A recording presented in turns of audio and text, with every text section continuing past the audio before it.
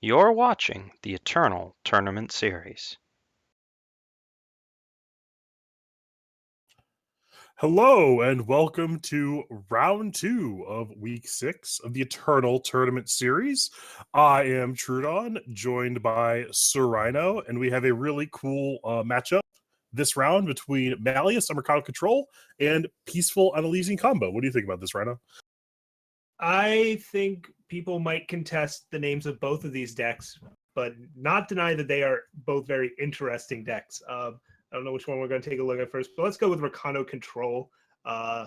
When you hear Rhino Control, you might think it's almost like a streamlined armory style Rhino deck that just isn't bothering with the Shadow Splash, but that's not what we have here.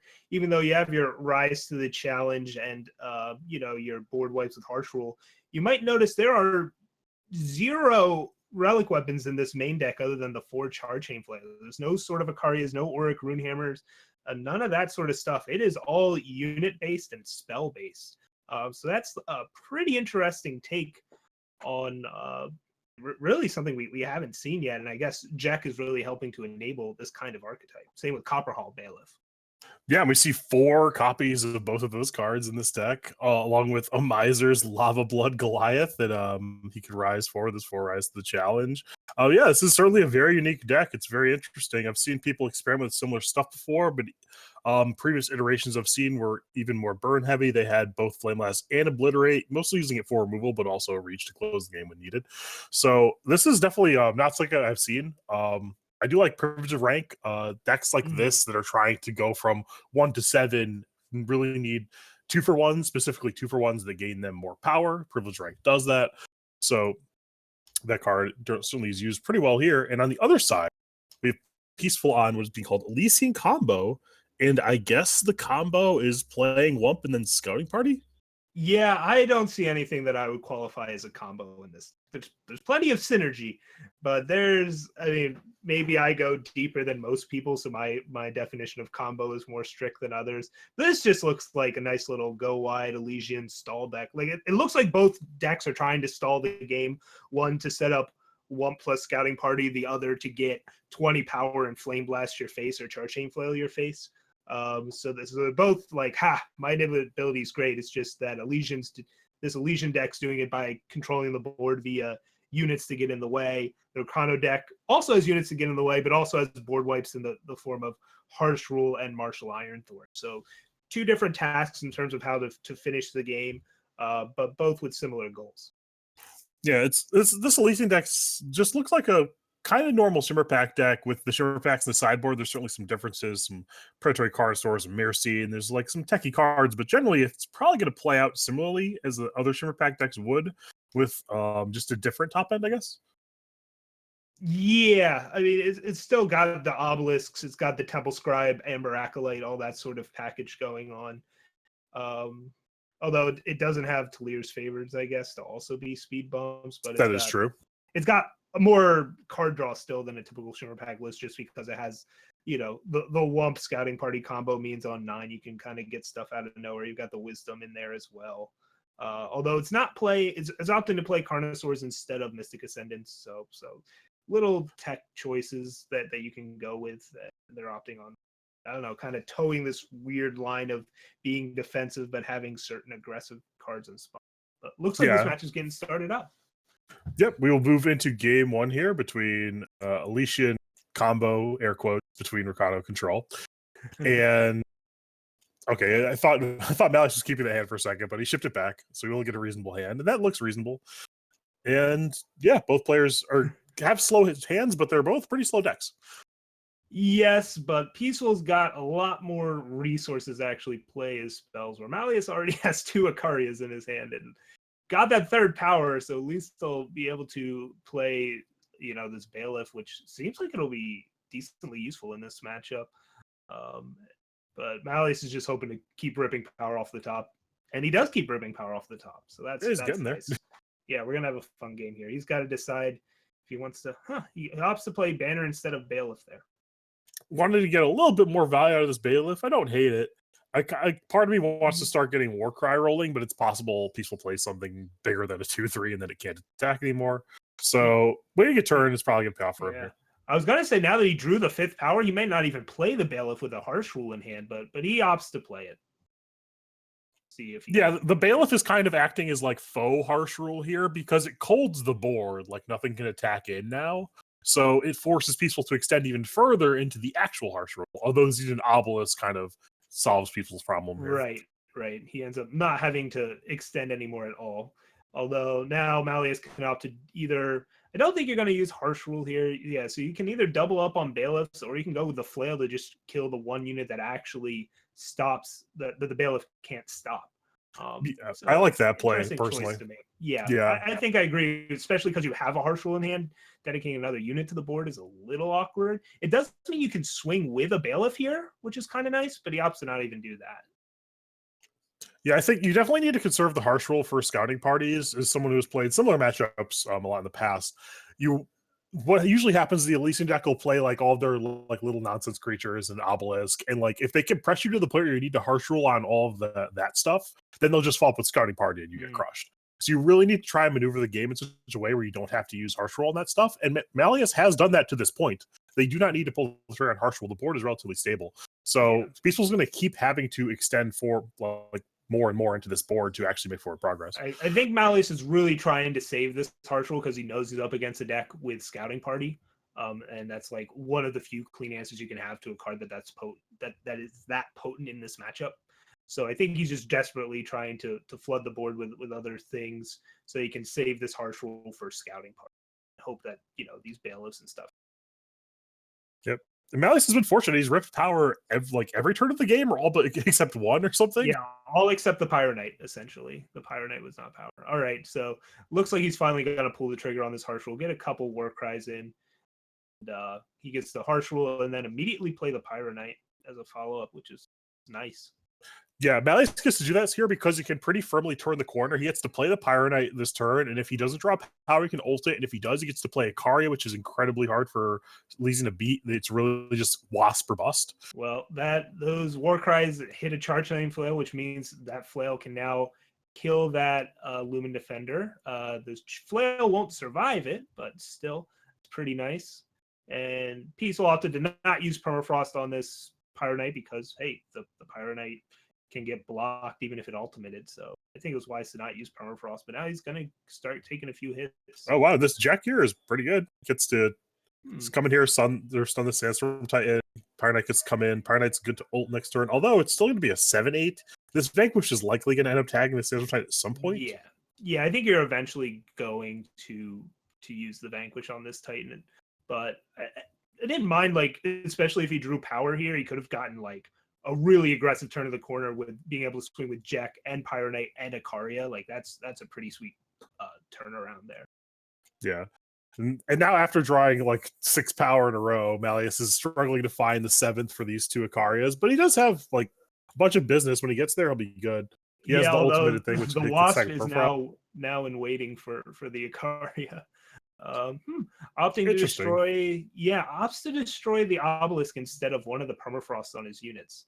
Not sure I agree with that. Yeah, destroying the Permafrost and the Jack is very good because the giant quick draw creature is really, really hard to beat. Wasp doesn't get it. He didn't draw another Permafrost or something. So it's certainly weird, but it does make all Peaceful subsequent creature draws much worse. So it's not like it's a strictly wrong decision or anything. It's just an interesting way to play this game.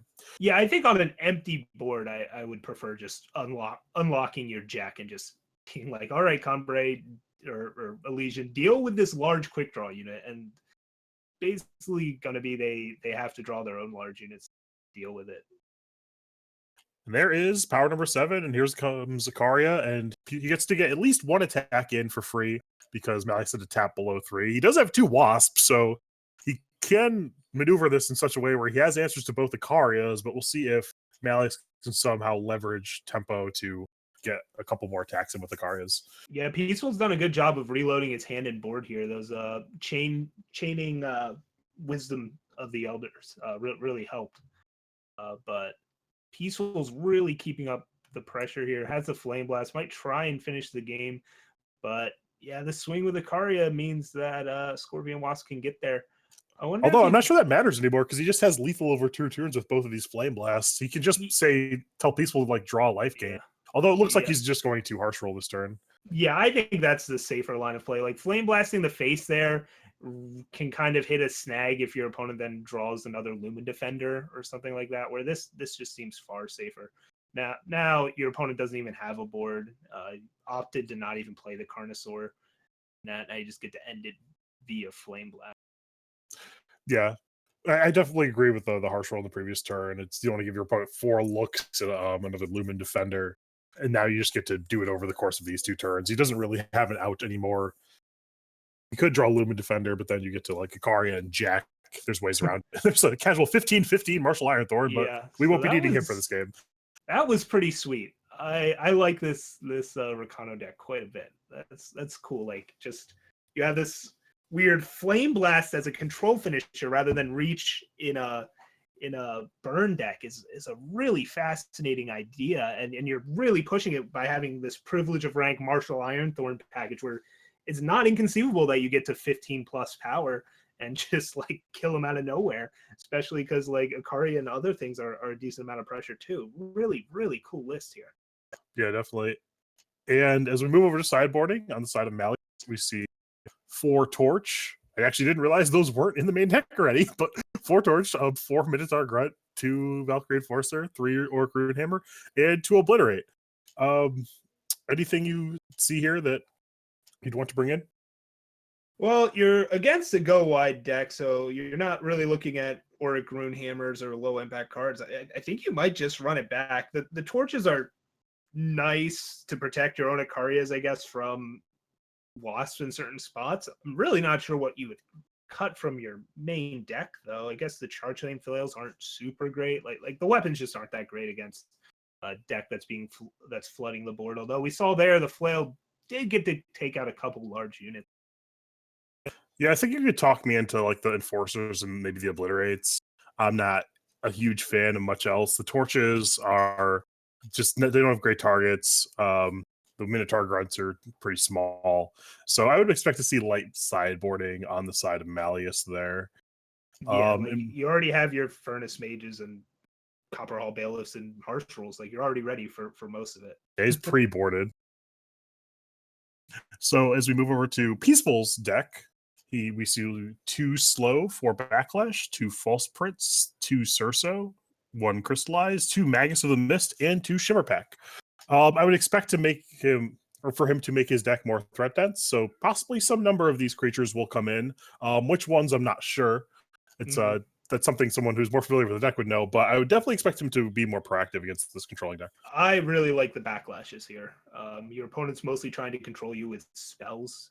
So it seems like your opponent has a bunch of big burn spells and like it can hit both their finishers and their board wipes. Yep.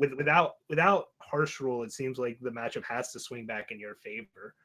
So I think I like bringing in some number of backlash. 4 might be a little extreme, just because your opponent isn't all spells. But I think some number of backlash is good. Slow seems decent here as well. I don't know how many threats you can really take out of your deck unless you're looking to maybe just cut the wisdoms and just be whatever I draw is what I draw. Let scouting parties take care of the rest of the card draw. Yeah, we see like Peaceful has decided to bring out the Permafrosts, which they don't have a lot of great targets. I get that.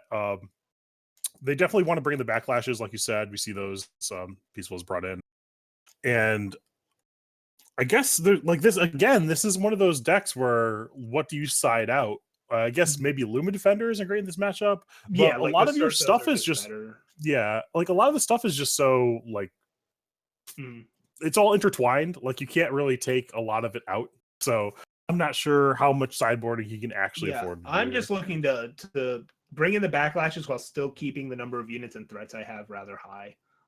Yeah, I would agree with that. I see him trimming the Scorpion Wasps and Lumen Defenders, and yeah, they're a little more defensive than you like, but at the end of the day, at least they can attack and block things. Whereas Wisdom's nice for the card draw, and he might just need it to hit the power he wants on time. That might be why he kept that in.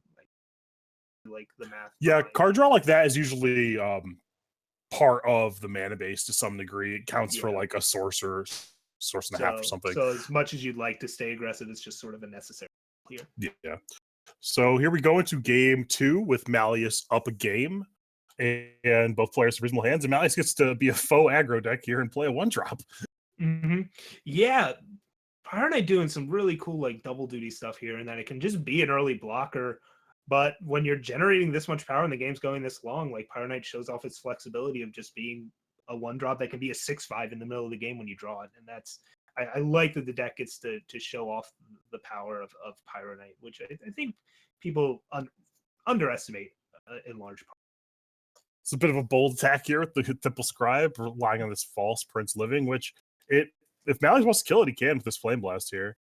Yeah, it's a question of do you want to preserve your life total here or do something else? But yeah, Maleous just going for the late game. He sees a hand that has a Karya, Jack, and Martial Ironthorn. He's like, you know what? I don't want their big swing here. They just deal with the false. Now, Peaceful Essence aside, is this an Obelisk turn? Doesn't look like it. Looks like it's a Temple Scribe hold up Backlash. Yeah, it looks like he wants to get more power. You see the Shimmer Pack in hand, which he cited in, which I do like because he brought in all the backlashes. It's likely he can actually make a wide board by counting all of the harsh rolls. So Shimmer Pack becomes a lot better when you actually have the creatures in play, which he's more likely to do after a sideboard play has been implemented. Yeah, these hands seem to be lining up in Maleous's favor at the moment, but just because Maleous has that Furnace Mage that he can hold for an Obelisk now, he just drew the harsh rule. But Peaceful's got to really decide. I think you just go Obelisk hold up Backlash, but maybe okay. He uses Carnosaur here on a 2/3, but you're not really pushing it through much damage with this Carnosaur. I guess he's just hoping to dodge this harsh rule for one turn, but it looks like that might not be happening. Yeah, I think he could have been a little bit more conservative, like you said, play the Obelisk, like leave up Backlash as much as you can, not play Carnosaur unless there's something that actually matters, because the 2/3 is getting colded by the Lumen Defender. It couldn't do anything anyway. Might as well So not play. Maleous decides to play with fire. He's like, my opponent's board isn't that threatening. It's just 6/6 and 2/01s. I'm going to play the Ironthorn here. And now Peaceful gets to hold a Backlash, and it's going to be a lot harder for Maleous to deal with this board. Yeah, it was really interesting to not fire off the harsh roll when your opponent was tapped out. It was a pretty good harsh roll. It's like, yeah, if he follows up with Scouting Party, you're in a bad spot, but he's bringing in 4, like at least some number of backlashes, likely 4. It's going to be hard to win if you can't convert this harsh roll. So. Yeah. Usually against like Shimmer Pack based decks and Xenonovelist based decks, even if they have a bunch of units that don't seem threatening, they're going to become threatening at some point. And yeah, Maleous is on the chump block, bank on this harsh rule plan, and there's a lot of danger in that. It doesn't look like he's just banking on his opponent not having a share at this point. Yep. Yeah, it's going to be hard for him to beat, and we do see the attack telegraphing that he's going to pull the trigger on this harsh rule. And it's not lethal in the crackback, but it's a lot of damage. Yeah, I'm a little surprised you didn't at least double block the Carnosaur. There's really not a huge downside to it if you're planning to harsh rule anyway. And actually, it is lethal if he draws power for the Shimmer Pack, which he didn't. He just drew False Prince, but this is still a huge amount of damage, which Maleous is not really equipped to deal with. Maleous is on harsh rule or bust here. It needs to get another one, and that is not a harsh roll. That is a Justice Sigil.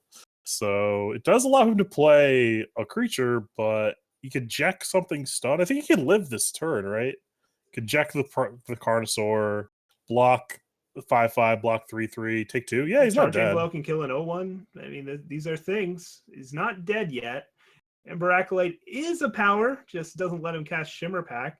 And now Maleous can potentially cast a Karya or something next turn and maybe turn this thing around. Might be able to claw back here. Although the Carnosaur is going to be unlocked again, it's still looking pretty rough. I think you're still basically on harsh rule or bust. Okay, likely we'll just see it in the next turn or 2. Shimmer Pack is coming down next turn, so all of these aren't lethal. They're like 1 short, but this is going to be a lot of damage coming through next turn. It doesn't look like with that Flame Blast is going to be able to do enough. Maleous kind of sees the writing on the wall here. He's even with an Akaria, he's dead on board, it looks like. So he's going to rise and see. I guess rising for a Bailiff Yeah, so if he theoretically cast, keeps him right? alive on this board. He doesn't know his opponent has a Shimmer Pack or whatever. So, yeah, that's the one line that keeps him alive, except his opponent has Shimmer Pack. So yeah, as we saw there, Backlash being a huge difference maker, not really a surprise. Yep, and the Backlash allowing Peaceful to actually have a board that he can then Right. Shimmer Pack. And you saw that actually both the Backlash and the Shimmer Pack were very important there. If he didn't have one or the other, he wouldn't have been able to actually win that game, because the Backlash allowed him to keep all of the stuff on board, but the stuff on board wasn't particularly powerful without the Shimmer Pack. Right, because your opponent has answers to Xenonovelist. They have the Furnace Mages, but they don't have an answer to Shimmer Pack.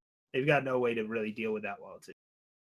Yeah, as we said, we expected the slows and backlashes to come in, keep the rest of your best units available, like False Prince there we saw come in and eat a Flame Blast. And yeah, that was really good stuff, really good sideboarding from the Elysian player there.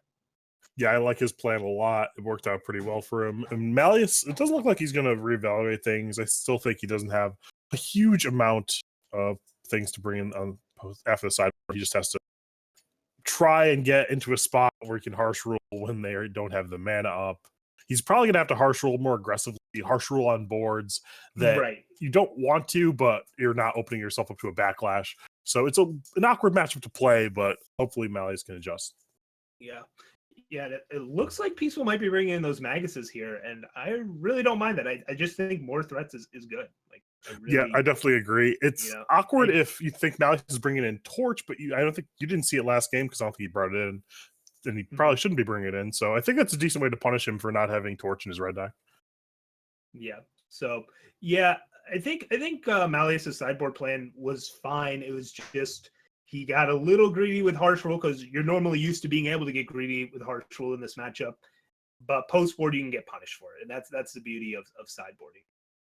Yeah, it's not only adjusting your deck, but adjusting your play style to what your opponent could potentially be bringing. Yep, your game plan almost has to change completely. And we're going into game 3, the deciding game, as players decide what they're doing with their hands. It looks like both players are going to mulligan.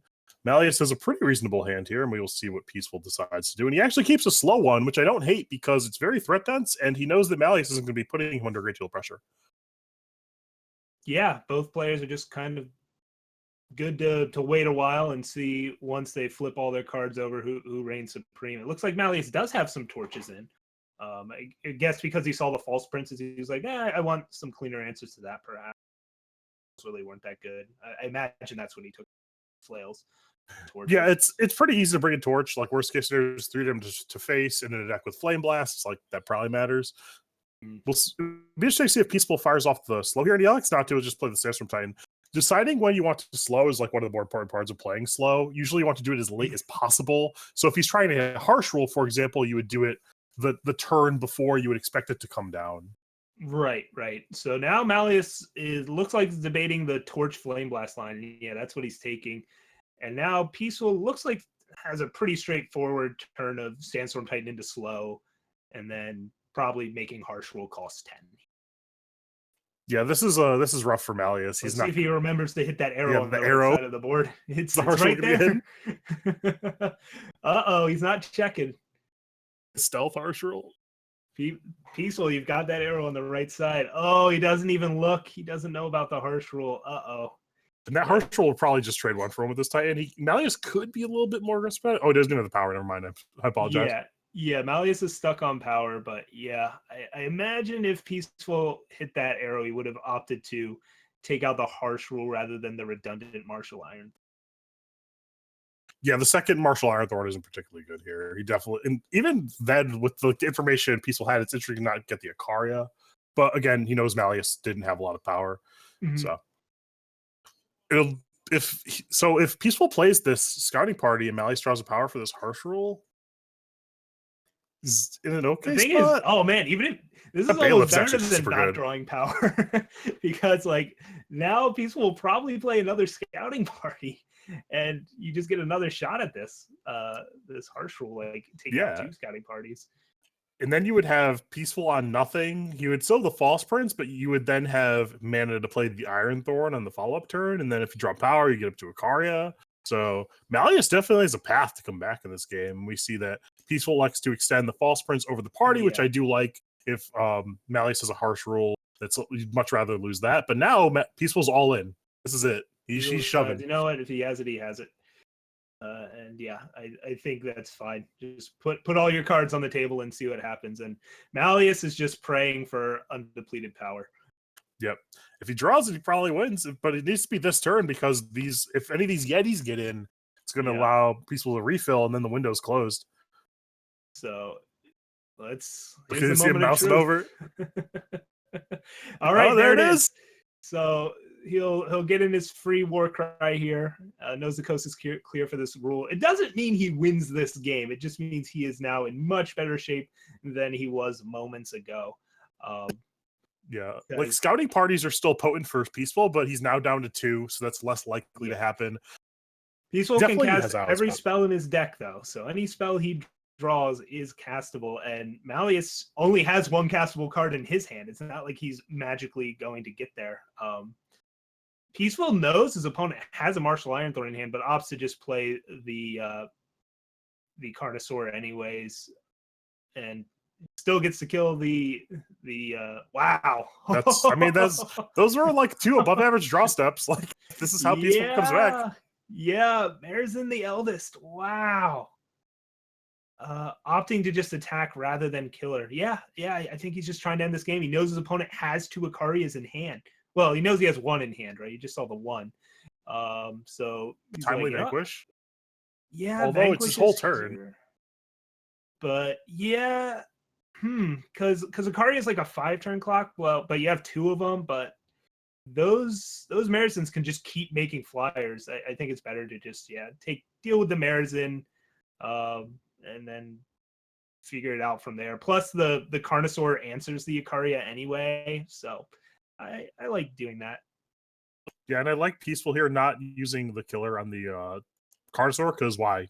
Like, if you have a 6/6, they have a 5/5. It's already the 5/5's already useless. Why use killer on it? We see a chump block get forced there, which is a little awkward. But now the Ikaria will come down, and this is likely to get eaten by the Carnosaur. I don't know. I mean, you're presenting 6 damage against 10. Like, I think you just swing with both here. I think you just keep opting to not use the killer. But all right, he decides I think the way you lose is Maleous getting like another giant Ikaria or something off the Warcry. I think the Warcry triggers are one of the ways you lose this game. You might as well just cut that off. Sure. Well, he already got the 1 Warcry trigger, and that's good enough for a 10/9 Furnace Mage, which let's see. Yeah, you kind of have to play that to discourage the Carnosaur from attacking. Otherwise, you have to chump block with Ikaria. So yeah, Ikaria would have to jump in front of the 6/6 and prevent lethal. So forced into playing the 10/9, which is not the best, but also not the worst. He has a 10/9. None of these attacks are super profitable. He has to play the Ikaria. He definitely has a path to stabilizing this board. Oh yeah, Maleous is in okay shape here. 1/1 Death Touch might chip in a few times though. So we do see an alpha here. So I like this from Peaceful. He realizes his time is short. He needs to turn the corner now. He actually just sets up lethal against most things that Maleous can have. And yeah, that is game. Peaceful gets there. Like we said, that harsh roll looked really good, but it wasn't a game decider. And as we saw there, I mean, he ripped some real good cards there. That Scorpion from Marizen ended up being a huge boon, but also Predatory Carnosaur showing off why it's so nice in this matchup, just eating Iron Thorns and Icarias left and right. Wow. Yeah, that Carnosaur was like, after seeing how that plays out, that was probably his best draw. It might have been better than Scouting Party. So things definitely worked out super well for Peaceful there.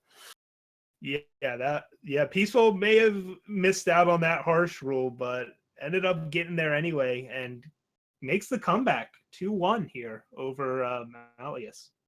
And we do have you actually have a backup match for you guys. We have TV Kelly. Actually, it just finished. I apologize. So we do not have a backup match. Never mind. But what I do have is I would like to just take a moment to talk about the Eternal Tournament Series tournament structure. We host weekly open tournaments bi-monthly invitationals with a cash prize and bi-annual championships. By the way, there's also prizeful info for the upcoming invitational. It has been announced at aReNGee.com. It is $250 in the prize pool, paid down to 8th place. To get into that invitational, you can top 2 in open, perform consistently well at the open tournaments, or win the last chance qualifier. For full details, please visit aReNGee.com. And with that, I do believe that we are actually done for round 2. Unfortunately, the backups did finish. There's only 3 matches left in the round, so we should be back pretty soon. So stick around for round 3. We'll be back shortly. For Sir Rhino, I am Truedawn, and we will all see you shortly.